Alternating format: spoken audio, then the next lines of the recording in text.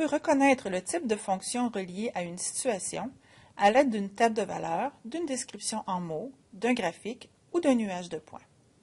Voici quelques exemples. Déterminer le type de fonction associée à chacune des situations suivantes.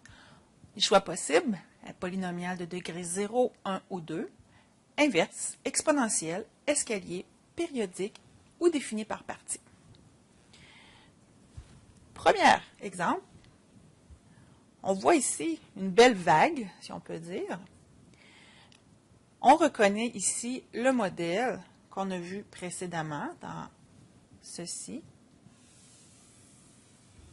d'une fonction périodique. C'est sûr qu'on va étudier plus tard ce type de fonction, mais on est capable maintenant de reconnaître ce modèle.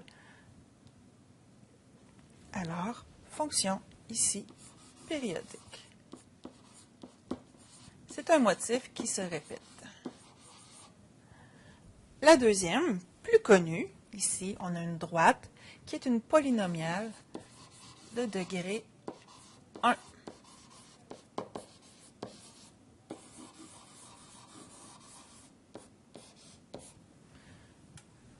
Graphique suivant.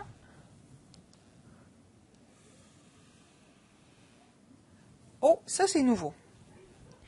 Ce n'est pas une droite, alors ce n'est pas une polynomiale de degré 0 ni de degré 1. Ce n'est pas non plus une degré 2, si on se réfère à l'image précédente. Degré 2 ressemble à un U. Oh, on a la fonction exponentielle. Alors, elle est nouvelle pour toi. On voit ici qu'on a une courbe qui monte, qui longe l'axe des X, qui peut ressembler un peu, quand même, à la fonction inverse, mais contrairement à l'inverse, ici, la fonction monte, elle est croissante. Alors, c'est une fonction exponentielle. Encore une fois, je te rappelle qu'on étudiera chacune de ces fonctions en détail.